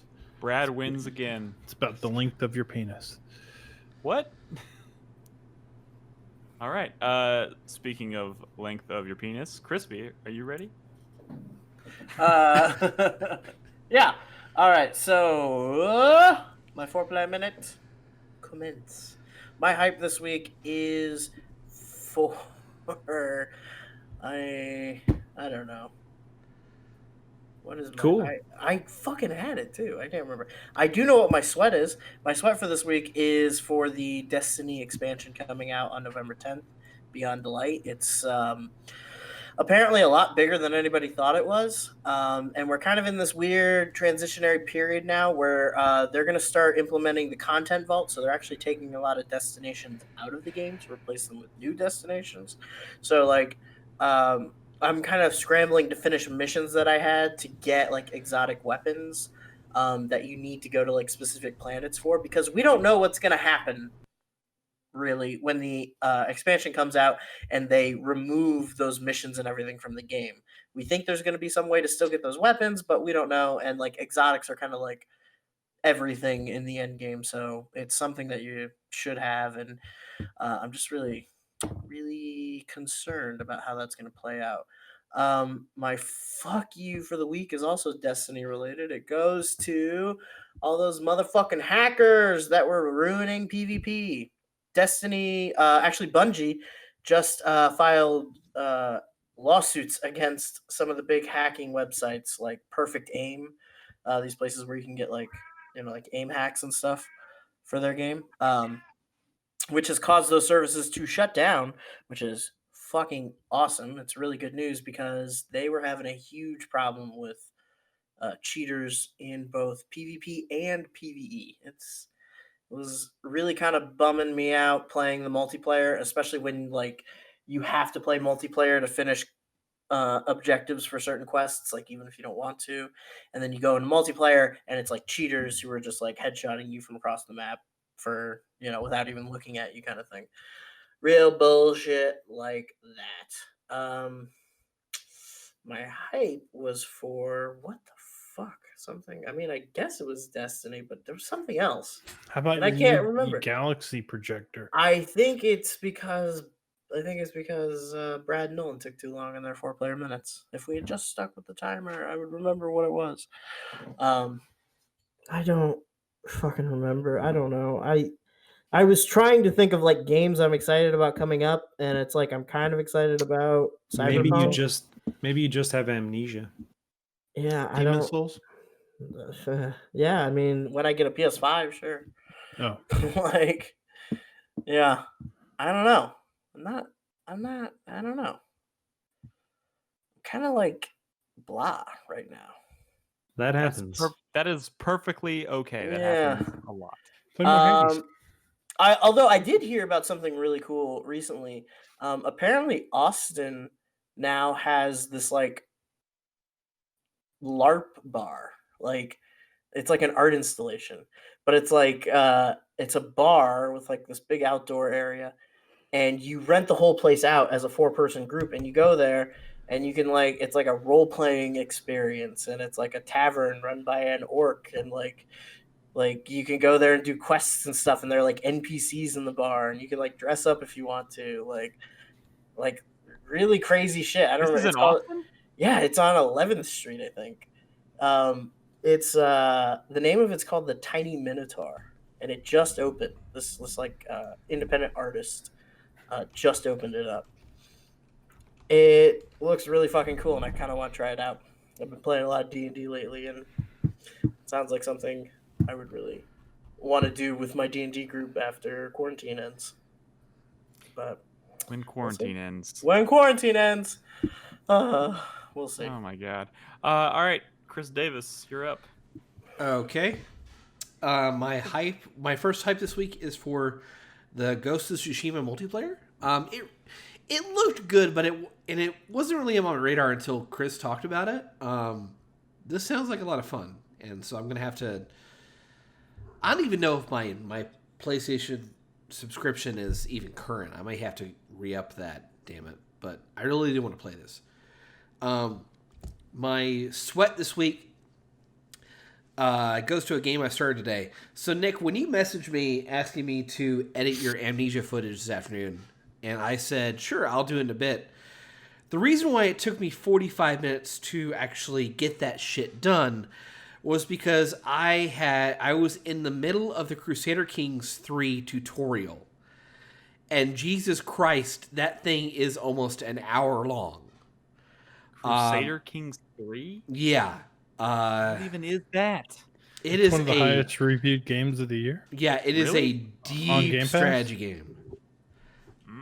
You play as a medieval lord and you try to take over Europe, basically. Gotcha. And let me tell you, Jesus Christ, that game scares the shit out of me. In terms of scope? The scope, like all the things that can happen in the fucking game, like I don't know if I can play it, but I'm dipping my toes into it to try it.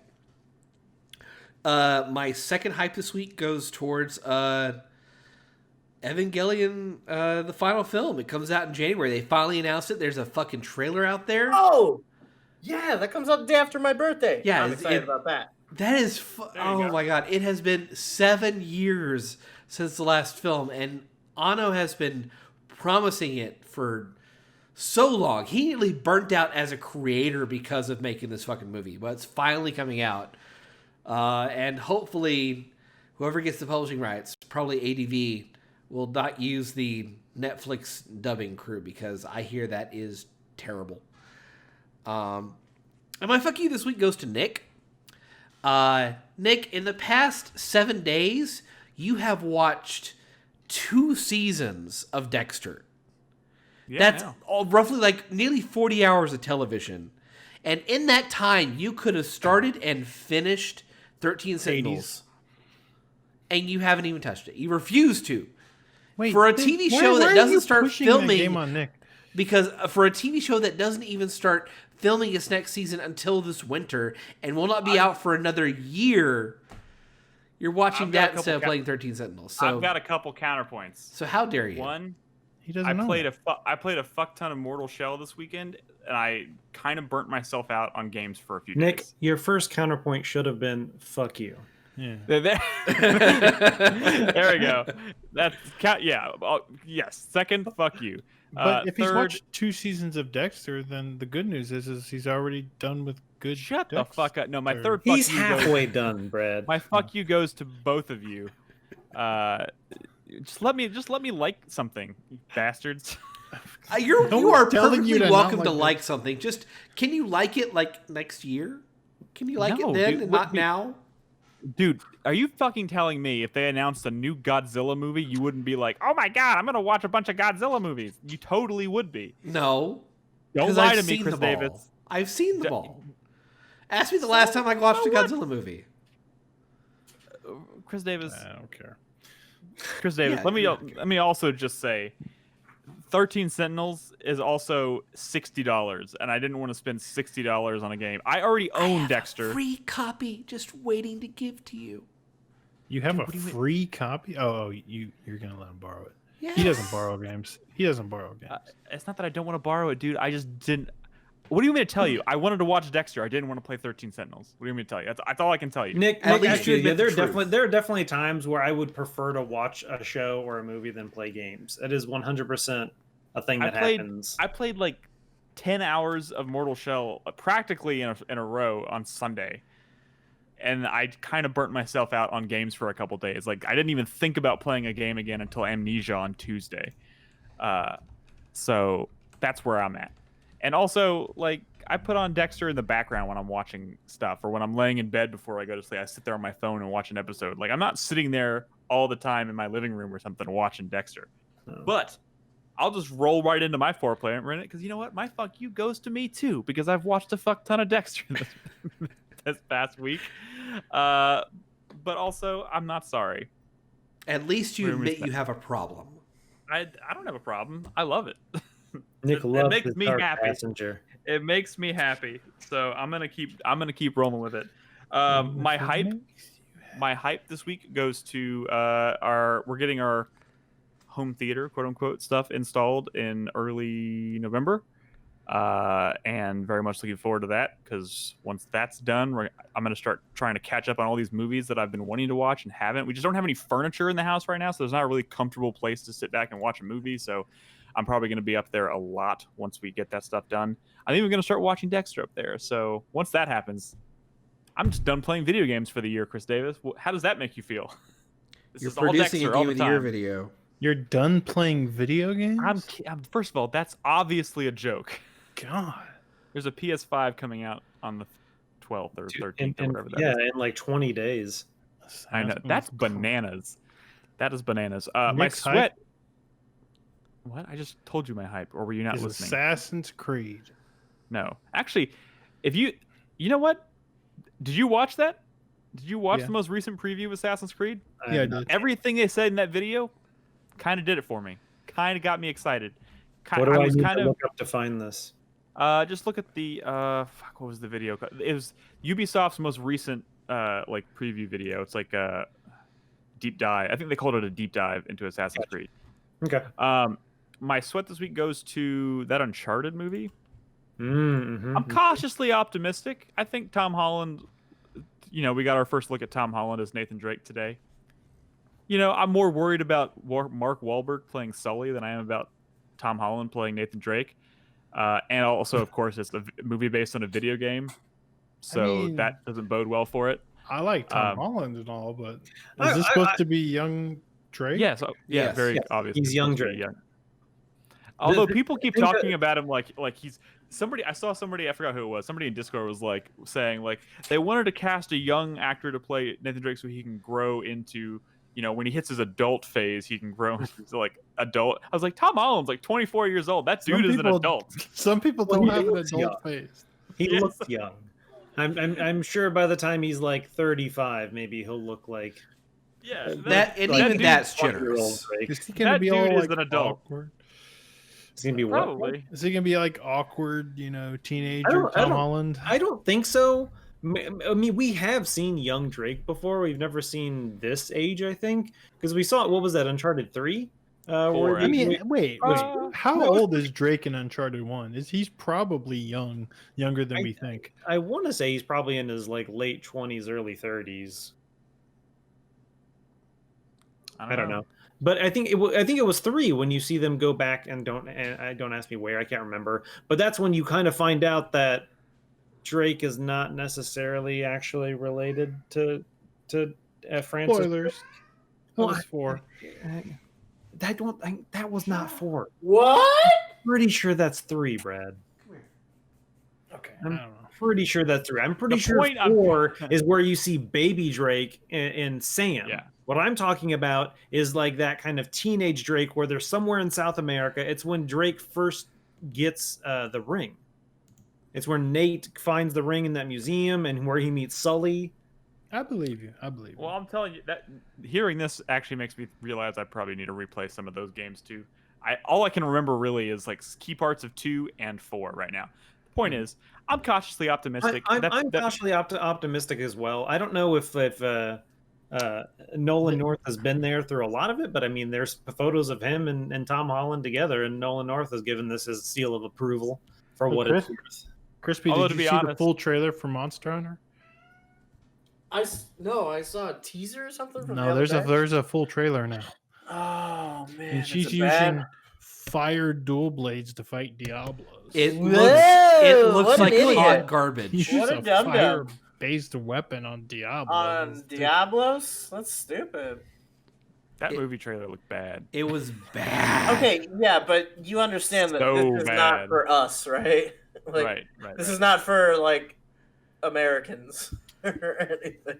Is that movie? Is that really going to appeal to like fans of Monster Hunter overseas? So like, there's something I was reading some like Maybe analysts if it who was were talking directed about by this Uwe movie, Boll. and they were saying like, why all the like modern day U.S. military stuff? Well, because if you put that in your movie, that's like coding it as American blockbuster to the Eastern audience.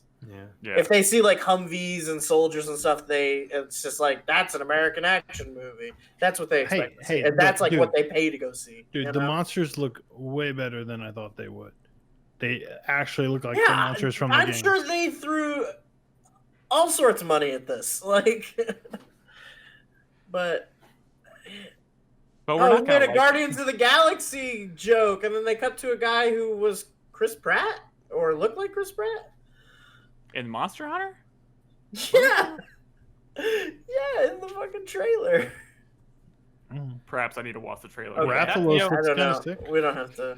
All My you need 4-player to know minute's about the pretty much trailer over. is that there's In no this footage of any podcast. good-looking food, and there were no palicos. So, like, Dude, the That's not Chris Meowscular Pratt, but it chef looks is like him. in the movie. They say Is he really? I've heard that confirmed. The Oh, Meows- they just showed the handler girl. Oh wow! Look at this. All right, I think it's time for us to wrap this podcast. Yeah, let's wrap it up. Okay, With the guys. 4-player minute. No, Nolan, wake up, Nolan. All right, My guys, fuck thank you you for so this much. week goes to Nintendo. The Fire Emblem thing is also limited time, just like the Mario thing. That's insane. Fuck you, Nintendo. Bullshit. Guys, thank you so much for listening. Again, this is our last podcast of the month.